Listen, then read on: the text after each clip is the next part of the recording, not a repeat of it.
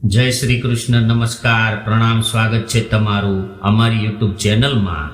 મિત્રો, આપણી આજની કહાની છે વૃદ્ધ દાદા દાદી અને પૌત્રીનો પ્રેમ। તો મિત્રો, આપણી આજની કહાની ખૂબ જ સમજવા લાયક અને વિચારવા લાયક કહાની બનવાની છે। તો તમને વિનંતી છે કે આ કહાનીને અંત સુધી ધ્યાનથી સાંભળજો અને લાઈક કરી અને બની શકે તો તમારા મિત્રો સાથે શેર કરજો।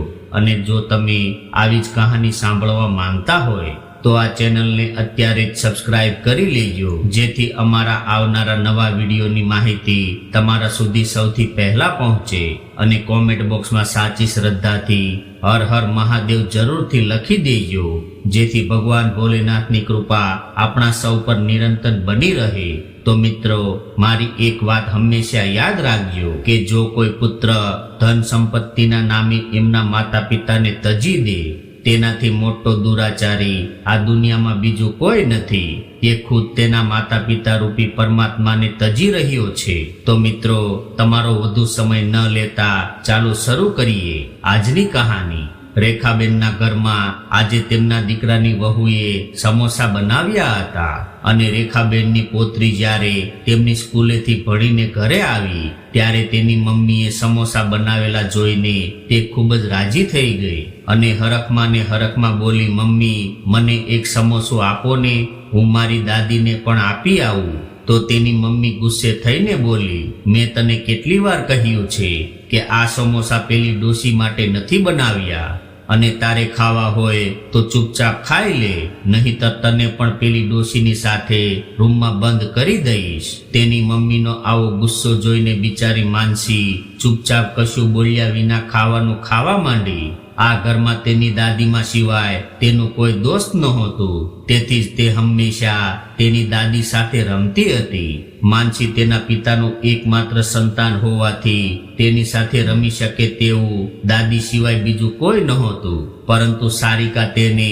હંમેશા તેની સાસુ પાસે જતા અટકાવતી હતી, કારણ કે તે એવું માનતી હતી કે તે એક કમનસીબ છે જે તેને પહેલા બાળ દીકરાને ભરખી ગઈ હતી। મેહુલ આજે તેની દુકાનેથી વહેલો આવવાનો હતો, કારણ કે આજે સારિકાનો જન્મ દિવસ હતો, તેથી સારિકાએ પહેલેથી જ બધી તૈયારીઓ કરી લીધી હતી। બસ હવે તે મેહુલની રાહ જોતી હતી। આજે સાંજે તેના ઘરે એક નાનકડી પાર્ટી પણ રાખવામાં આવી હતી, જેમાં સારિકાએ તેની ઘણી બહેનપણીઓને પણ આમંત્રણ આપીને બોલાવી હતી। સારિકાએ સાંજે જમ્યા પછી તેની સાસુ માટે થોડી વાસી દાળ અને 2 સૂકી રોટલી લઈને માનસીને તેના દાદીને આપવા માટે મોકલાવી દીધી હતી। ત્યારે માનસી જમવાનું લઈને તેની દાદીના રૂમમાં ગઈ અને બોલી, દાદી, ઓ દાદી, હું તમારા માટે ખાવાનું લાવી છું, લો ખાઈ લો, આવ મારી રાજકુમારી, આવ, થોડી વાર મારા ખોળામાં બેસ। ના દાદીમાં, મને મારી મમ્મીએ મનાઈ કરી છે કે પેલી ડોશીના ખોળામાં ન બેસતી। જો મારી મમ્મી મને તમારા ખોળામાં બેસેલી જોઈ જશે તો તે મને ખાવાનું નહીં આપે, અને તમને ખબર છે દાદીમાં, આજે મારી મમ્મીએ ખૂબ જ સ્વાદિષ્ટ સમોસા બનાવ્યા છે, પરંતુ દીકરા, તું મારા માટે તો સમોસા નથી લાવી, અને આ રોટલી કેટલી સુકાઈ ગઈ છે, મારાથી આ ચવાતી પણ નથી। દાદીમાં, મારી મમ્મીએ સમોસા તમને આપવાની ના પાડી દીધી અને કહેતી હતી કે આ સમોસા તો તેમની બહેનપણીઓ માટે બનાવ્યા છે, એટલે તેણે મને ન આપ્યા। દીકરી, તે એ સમોસા ખાધા છે, કેવા બન્યા હતા? ખૂબ જ સ્વાદિષ્ટ બન્યા હતા। દાદીમાં તેમની દીકરીના મોઢે આ સાંભળીને તેના દાદીમાના મોંમાં પાણી આવી ગયું, એટલે એ બોલ્યા, માનસી બેટા, હવે સમોસા કેટલા વધ્યા છે? બહુ વધ્યા છે। ત્યારે માનસી બોલી, દાદીમાં, હજુ તો હું જોઉં છું, જો મારી મમ્મી રસોડામાં નહીં હોય તો હું તમારી માટે એક સમોસું લઈ આવીશ। હવે માનસીએ બહાર આવીને જોયું તો તેની મમ્મી અત્યારે ટીવી જોવામાં વ્યસ્ત હતી, તેથી માનસી છુપાઈને તેના રસોડામાં ગઈ અને ધીમેથી કઢાઈમાંથી સમોસું લઈને તેના નાના હાથમાં છુપાવી તેના દાદીમાને લાવીને આપ્યું। જ્યારે તેના દાદીએ માનસીના હાથમાં સમોસું જોયું તો તે ખૂબ જ ખુશ થઈ ગઈ અને જલ્દી તે સમોસું ખાવા લાગી। જ્યારે માનસી આ બધું જુએ છે ત્યારે તેને ખૂબ જ નવાઈ લાગે છે અને કહે છે, દાદી ધીમે ધીમે ખાઓ, નહીં તો સમોસું તમારા ગળામાં જ ફસાઈ જશે. માનસીના દાદી તે સમોસું થોડી વારમાં જ ખાઈ ગઈ. ખરેખર તો સમોસા બહુ જ સ્વાદિષ્ટ છે. દીકરી ચોરી છુપીથી ફરી એક સમોસું લાવી દે, મને અત્યારે હજુ એક સમોસું ખાવાનું મન થાય છે. એટલે માનસીએ કહ્યું, ના દાદી, મારી મમ્મી જો જોઈ જશે તો તે તમને પણ બહુ મારશે અને મને પણ મારશે. એટલે હવે હું નહીં જાઉં દાદી. માનસી જાણતી હતી કે તેની મમ્મી જોઈ જશે તો તે દિવસની જેમ દાદીને ઘણા દિવસો સુધી ભૂખ્યા રહેવું પડશે. હવે દાદીને રહી રહીને પેલા સમોસાનો સ્વાદ યાદ આવી રહ્યો હતો. તે બિચારી આંગળીઓ ચાટતી રહી ગઈ. હવે હું જાઉં છું દાદી, નહીંતર મારી મમ્મીને ખબર પડી જશે. રાત્રે જો સમોસા વધ્યા હશે તો હું ફરીથી તમારા માટે લાવીશ. સારિકાએ ટીવી જોતા જોતા માનસીને કહ્યું, ખાવાનું ખાધું ડોશીએ? હા મમ્મી, ખાઈ લીધું. મમ્મી, મારા પપ્પા હજુ સુધી નથી આવ્યા? પણ આવતા જ હશે. મમ્મી, તમે મારા માટે પપ્પા પાસેથી શું મંગાવ્યું છે? આ વખતે તારા માટે એક મોટી ઢીંગલી મંગાવી છે અને દાદીમા માટે કંઈ નહીં. અરે એમ પણ શું જરૂર છે પેલી ડોશી માટે આટલા પૈસા ખર્ચવાની? જો તારા પપ્પા આવી ગયા, પપ્પા આવ્યા, પપ્પા આવ્યા. મેહુલે માનસીને ખોળામાં લઈને કહ્યું, ખબર છે દીકરી, હું તારા માટે શું લાવ્યો છું? ઢીંગલી. આજે હું તારા જેટલી જ સુંદર અને તારા જેટલી મોટી ઢીંગલી લાવ્યો છું. લાવો પપ્પા, હું મારી દાદીમાને બતાવીને આવું છું. દાદી, અરે ઓ દાદી, જુઓ મારા પપ્પા મારા માટે કેટલી સરસ ઢીંગલી લાવ્યા. જુઓ કેટલી સુંદર છે. હા, તે ખરેખર ખૂબ જ સુંદર છે, તારી જેમ. આલે સારિકા, તે જે મંગાવ્યું હતું તે બધું જ છે. જોઈ લે, કદાચ કોઈ સામાન બાકી તો નથી રહી ગયો ને? અને તેમાં 2 સાડી પણ છે, એક તારા માટે અને એક મારી માતા માટે. તો સારિકાએ કહ્યું, માને સાડીની શું જરૂર છે? તેમની પાસે તો પહેલેથી જ ઘણી સાડીઓ પડી છે. તેથી મેહુલ, હવે તમે મને પૂછ્યા વિના કોઈ નકામી વસ્તુઓમાં પૈસા વેડફશો નહીં. સારિકા, તું તો જાણે છે કે આજે આપણી પાસે જે કંઈ છે તે બધું માતાએ એકઠું કર્યું છે, પરંતુ આપણી પાસે પણ એક છોકરી છે અને આપણે આપણા ભવિષ્ય માટે ધનની આવશ્યકતા છે. જો આપણે આ રીતે પૈસા ખર્ચતા રહીશું તો કાલે આપણી પાસે કંઈ વધશે નહીં. અને એમ પણ તે ડોશીને ક્યાંય જવાનું નથી, આખો દિવસ ઘરમાં જ રહેવું છે. સારિકા, તને ખબર છે કે તું શું બોલી રહી છો? તે મારી માતા છે અને તું જો માને તો તારી પણ તે માતા જ છે. એ મારી માતા ન હોઈ શકે. તે કમનસીબ મારા દીકરાને ભરખી ગઈ છે. સાવધાન સારિકા, મારી મા વિશે વધુ એક પણ ખરાબ શબ્દ બોલીશ તો મારાથી ખરાબ કોઈ નહીં હોય. મારો નિર્ણય પણ સાંભળો મેહુલ. આજથી કાં તો એ ડોશી આ ઘરમાં રહેશે અથવા તો હું રહીશ. સારિકા, તારે જવું હોય તો તું જઈ શકે છે. હું તારા માટે મારી માતાને છોડીશ નહીં. મારે પણ હવે આ ઘરમાં રહેવું નથી. ચાલ માનસી, જઈએ આપણે, ક્યારેય પાછા નહીં આવીએ હવે આ ઘરમાં. ના મમ્મી, મારે તારે સાથે નથી આવવું. મારે મારા દાદીમા સાથે જ રહેવું છે. માનસી, તું પણ પેલી ડોશી સાથે રહી અને તેની ભાષા બોલવા લાગી છે તો ઠીક છે. જ્યારે સાંજે તને મારી યાદ આવશે ત્યારે જોજે. મમ્મી, તું ન જા પ્લીઝ. હું પછી રાત્રે કોની સાથે સૂઈશ? તારા પપ્પા સાથે સૂજે. હું જાઉં છું હવે. પપ્પા, મારી મમ્મીને રોકો નહીં તો તે જતી રહેશે. ના બેટા, તેને જવા દે. અને જો તારે ઈચ્છા હોય તો તું પણ જઈ શકે છે. ના, હું મારી દાદીને છોડીને ક્યાંય નહીં જાઉં. સારિકા ગુસ્સામાં ને ગુસ્સામાં તેનું ઘર છોડીને નીકળી જાય છે અને તેના પિયરમાં જતી રહે છે.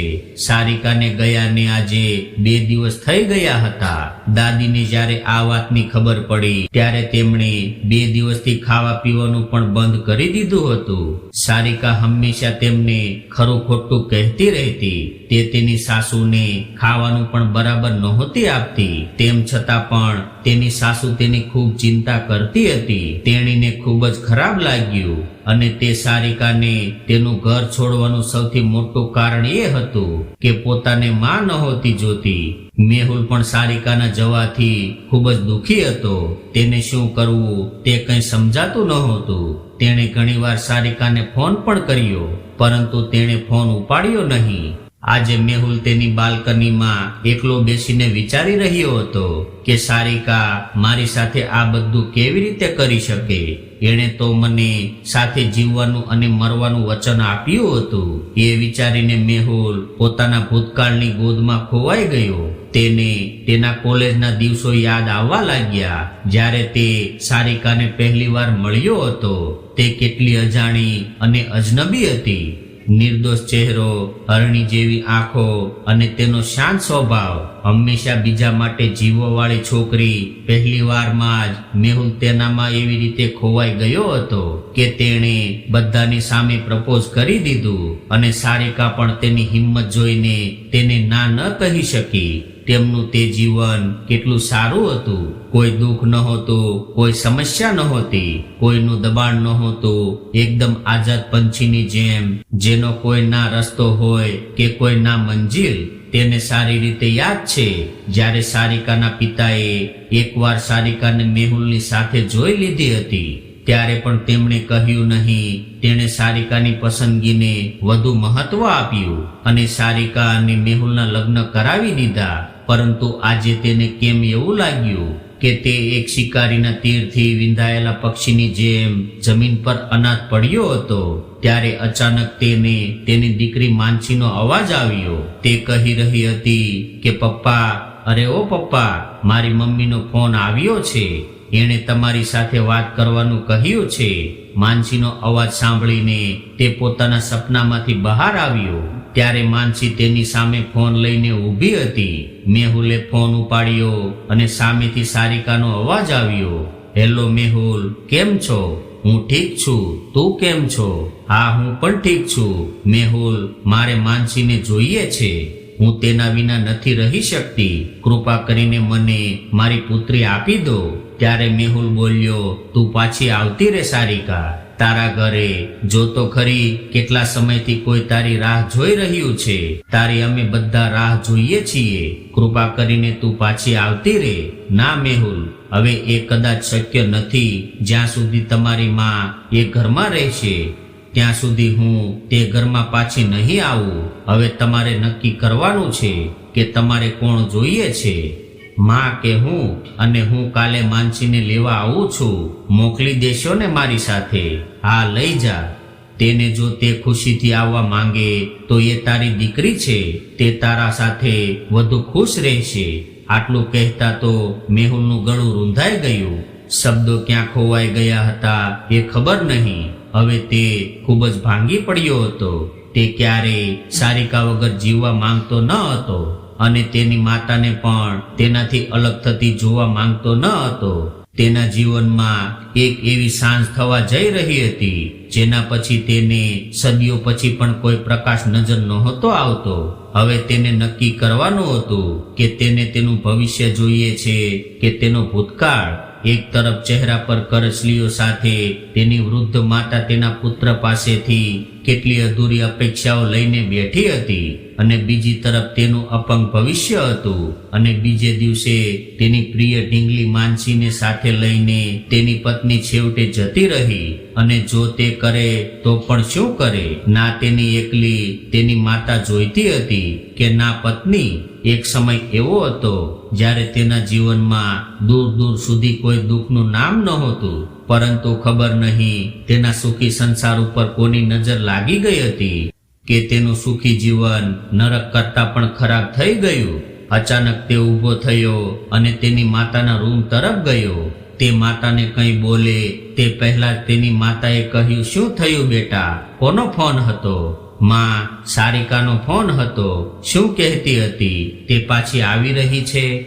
હા માં, તે કાલે પાછી આવી રહી છે, પરંતુ અહીંયા રહેવા માટે નહીં, આપણાથી હંમેશ માટે દૂર જવા માટે અને મારી દીકરી માનસીને લઈ જવા માટે.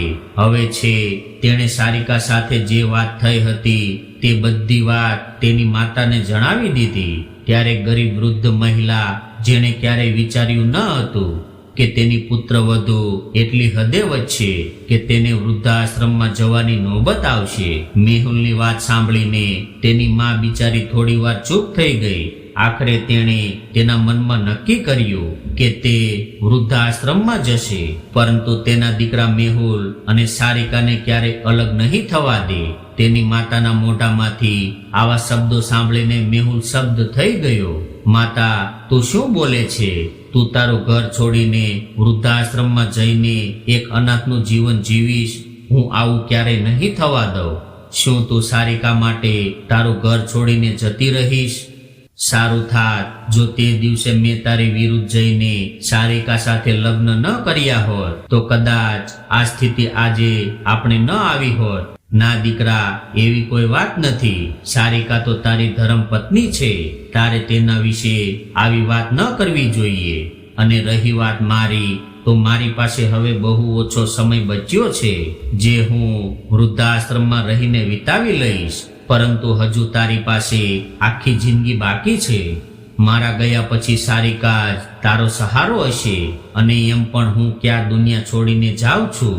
જ્યારે પણ તમને લોકોને મારી યાદ આવે ત્યારે મને ત્યાં મળવા આવતા રહેજો. અને ત્યાં પણ ઘર જેવી જ બધી સગવડ હશે. નર્સ, ડોક્ટર અને કોઈ તકલીફ નહીં પડે, અને સારિકાને પણ તકલીફ નહીં થાય. તેની માતાની ઘણી સમજાવટ પછી મેહુલ રાજી થયો અને માતાને વૃદ્ધાશ્રમમાં લઈ જવા માટે તૈયાર થઈ ગયો. બીજે દિવસે સવારે તેની માતાનો બધો સામાન પેક કરી દીધો અને મેહુલે અનિચ્છાએ તેની માતાની જીદને કારણે તેને વૃદ્ધાશ્રમમાં છોડી દીધા. જ્યારે સારિકાને આ વાતની ખબર પડી ત્યારે તે ખૂબ જ ખુશ થઈ ગઈ અને વિચારવા લાગી કે હવે તેને તેના ઘરમાં કોઈ સમસ્યા નહીં રહે અને તે તેના સાસરે પાછી આવી ગઈ. પરંતુ હવે મેહુલ પહેલા જેવો બિલકુલ નહોતો રહ્યો. તે ખૂબ જ ઉદાસ રહેવા લાગ્યો હતો અને ઘરમાં તે લાંબા સમય સુધી મૌન રહેતો હતો. જે ખુશી માટે સારિકા અહીંયા આવી હતી તે ખુશી અહીં બિલકુલ જોઈ શકી નહીં. મેહુલ હંમેશા સવારે તેની માતાને મળવા માટે વૃદ્ધાશ્રમમાં આવતો હતો. જ્યારે પણ તે વૃદ્ધાશ્રમ પાસેથી પસાર થતો ત્યારે તે તેની માતાને મળતો હતો. વૃદ્ધાશ્રમમાં આવ્યા બાદ મેહુલની માતા અચાનક બીમાર પડવા લાગી હતી. ડોક્ટર અને નર્સો બધા ખૂબ જ પરેશાન થઈ ગયા હતા. પરંતુ મેહુલની માતાની સલાહ પર કોઈએ મેહુલની સાથે આ વિશે વાત કરી નહીં. કારણ કે મેહુલની માતા એવું ઈચ્છતી હતી કે તેનો દીકરો હંમેશા ખુશ રહે. જ્યારે ઘણા દિવસો પછી પણ તેની તબિયતમાં કોઈ સુધારો ન થયો ત્યારે ડોક્ટરોએ તેને ચેકઅપ માટે એક મોટી હોસ્પિટલમાં મોકલ્યા. જ્યારે તેમનો રિપોર્ટ આવ્યો ત્યારે ખબર પડી કે તેને કેન્સર છે અને આ બીમારી લગભગ 2 વર્ષથી છે. જ્યારે પણ મેહુલ તેની માતાને મળવા આવતો ત્યારે સારિકાને ખૂબ જ ખરાબ લાગતું. તે હંમેશા તેને ત્યાં જવાથી રોકતી હતી. જ્યારે તે માનસીને તેની સાથે લઈ જતો જેથી સારિકાની હાલત વધુ બગડી જતી. હવે મેહુલ પર કામના દબાણને કારણે ઘણા દિવસો પછી ટાઈમ મળે ત્યારે જ તે વૃદ્ધાશ્રમમાં જતો હતો. પરંતુ તેને ખબર ન હતી કે તેની માતાને કેન્સર છે. હવે તેની તબિયત બગડવા લાગી છે.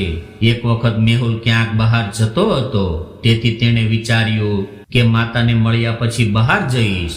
જ્યારે તે વૃદ્ધાશ્રમમાં અંદર ગયો ત્યારે તેણે તેની માતાને ક્યાંય ન જોયા. તેથી એણે આજુબાજુમાં પૂછ્યું તો ખબર પડી કે તેની માતાની તબિયત ખૂબ જ ખરાબ છે અને તે હોસ્પિટલમાં છે.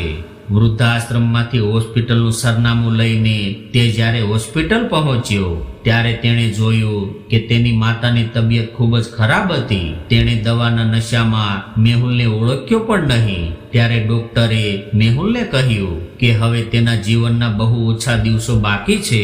ડોક્ટરે મેહુલને તેની માતાની બીમારી વિશે પણ જણાવ્યું. અચાનક ડોક્ટરના મોઢેથી આવી વાત સાંભળીને તે ગભરાઈ ગયો અને તેને ખૂબ જ આઘાત લાગ્યો. તેણે ક્યારેય વિચાર્યું પણ નહોતું કે તેના જીવનમાં એવો દિવસ આવશે જ્યારે તેને તેની માતાથી હંમેશા માટે અલગ થવું પડશે. ડોક્ટરે કહ્યું, મેહુલ, તું જાણે છે કે આ એક ખૂબ જ ખતરનાક રોગ છે. હવે તેની સારવાર ફક્ત અમુક દેશમાં જ થાય છે જ્યાં સારવાર માટે ઘણા પૈસાની જરૂર પડે છે. પરંતુ જો તે ખુશ રહેશે તો કદાચ તે થોડા વધુ સમય જીવી શકશે. તો જો તે ચિંતા કરતી રહેશે તો આપણે કંઈ કરી શકશું નહીં. ત્યારે મેહુલે કહ્યું, ડોક્ટર, મારી માતાને ખુશ રાખવા માટે મારે શું કરવું જોઈએ? તેને ખુશ રાખવા માટે મેહુલ, તું તેને તારી સાથે તારા ઘરે લઈ જા. જ્યારથી એણે તમારું ઘર છોડ્યું છે ત્યાર પછી તેની તબિયત ખૂબ જ ખરાબ થઈ ગઈ છે. જો તે તારી સાથે રહેશે તો તું તેને દવા પીવડાવી અને તેની સારી રીતે કાળજી લઈ શકીશ અને તેનું જીવન થોડું સરળ થઈ જશે અને તમે તેને કાલે સાંજ સુધીમાં ઘરે લઈ જઈ શકો છો. ડોક્ટરની સલાહ લીધા પછી મેહુલ સીધો તેના ઘર તરફ ગયો.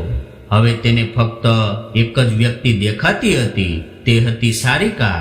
કદાચ તેને મનાવવી તે તેના બસની વાત નથી. તે સારી રીતે જાણતો હતો કે તે આ વાત માટે ક્યારે સંમત નહીં થાય, પરંતુ જો મારી માતાને ઘરે નહીં લાવવામાં આવે તો મોટી અપ્રિય ઘટના બનશે. જ્યારે મેહુલ તેના ઘરે પહોંચ્યો ત્યારે માનસી દોડીને તેના ખોળામાં ચડી ગઈ. પપ્પા, આજે તમે દાદી પાસે ગયા હતા, તેની તબિયત કેવી છે? તેમને મારી યાદ આવે છે? હા બેટા, તે તને ખૂબ જ યાદ કરતી હતી અને આવતીકાલે આપણે તેને ફરીથી આપણા ઘરે લાવીશું. સાચું પપ્પા? આ સાચું કહો છો? મારી દાદીમાને કાલે આપણા ઘરે લાવવાના છે તો હું તેમની સાથે ખૂબ જ રમીશ. જ્યારે મેહુલ સારિકા પાસે ગયો ત્યારે તે રસોઈ બનાવી રહી હતી. કેમ છો સારિકા? હું ઠીક છું. મેહુલ, તમે ઠીક છો ને? નહીં સારિકા, હું ઠીક નથી. ખબર છે, આજે હું મારી માતાને મળીને આવ્યો. તેની તબિયત બહુ જ ખરાબ છે. તેમને કેન્સર થયું છે અને ડોક્ટરે મને જણાવ્યું છે કે તેમની પાસે હવે ફક્ત 1-2 દિવસનો સમય બચ્યો છે. ડોક્ટરે કહ્યું છે કે જો આપણે તેને ઘરે લઈ આવીશું તો તેમના બાકીના દિવસો સરળ થઈ જશે. સારિકા, જો તને વાંધો ન હોય તો શું આપણે તેમને આપણા ઘરે લાવી શકીએ? તેમની પાસે હવે બહુ ઓછો સમય બચ્યો છે. બસ આ સમયે મારી માતાને સ્વીકારી લે. સારિકા, પછી તું જે કહીશ એ હું કરીશ, પરંતુ આ વખતે પ્લીઝ મારી આ વાત માની લે. ઠીક છે મેહુલ, તમારી ઈચ્છા હોય તો લઈ આવો તમારી માતાને, પરંતુ આ પછી તમે મારી વાત ક્યારેય ટાળશો નહીં. હા બિલકુલ સારિકા. તેની પત્નીના મોઢેથી આવી વાતો સાંભળીને મેહુલને બહુ નવાઈ લાગી, પરંતુ જે થશે તે સારું જ થશે એમ વિચારીને મેહુલે ભગવાનનો આભાર માન્યો અને તેની માતાને પાછી તેના ઘરે લાવવા માટે સવારની રાહ જોવા લાગ્યો. હવે મેહુલ વહેલી સવારે જાગીને તે માનસીને તેની સાથે લઈને તેની માતાને લેવા ગયો. આજે તે ખૂબ જ ખુશ હતો. તેના બધા દુઃખ અને પીડા તે ભૂલી ગયો હતો. તે એ પણ ભૂલી ગયો હતો કે ટૂંક સમયમાં તેની માતા તેને હંમેશને માટે એકલો છોડીને આ દુનિયામાંથી જતી રહેશે. માનસીને સાથે લઈને તે હોસ્પિટલ પહોંચ્યો, પણ જેવો તે માતાના રૂમ તરફ ગયો તો રૂમમાં અંદર જઈને તેના હોશ ઉડી ગયા. તેની આંખો સામે અંધકાર છવાઈ ગયો અને આંખોમાંથી આંસુનો દરિયો વહી ગયો. તે હોસ્પિટલ પહોંચે તે પહેલા તો તેની માતા તેનાથી ખૂબ જ દૂર જતી રહી હતી. હંમેશ માટે તેને એકલો છોડીને તે ઈશ્વરને પ્યારી થઈ ગઈ હતી. આજે સારિકાની સમસ્યા પણ હલ થઈ ગઈ હતી. હવે તે ક્યારે તેની માતાને લીધે તેનું ઘર છોડીને જશે નહીં. ત્યારે ડોક્ટરે મેહુલને સાંત્વના આપતા કહ્યું કે આજે રાત્રે તેની તબિયત ખૂબ જ વધારે બગડી ગઈ હતી અને તેમને જોરદાર ઉધરસ સાથે રક્તસ્રાવ થવા લાગ્યો અને જોતામાં તેમના શ્વાસ બંધ થઈ ગયા. તો મિત્રો, તમને આ કહાની કેવી લાગી? કોમેન્ટ કરીને જરૂર જણાવજો અને જો કહાની પસંદ આવી હોય તો વિડીયોને લાઈક કરીને તમારા અન્ય મિત્રો સાથે શેર કરજો. આવી જ કહાની સાંભળવા માંગતા હોય તો આ ચેનલને સબસ્ક્રાઇબ જરૂરથી કરી લેજો. તો ચાલો મિત્રો, હવે ફરી મળીશું એક નવી કહાની સાથે. ત્યાં સુધી બધા મિત્રોને જય શ્રી કૃષ્ણ, રાધે રાધે, હર હર મહાદેવ. આ કહાની પૂરી સાંભળવા બદલ આભાર.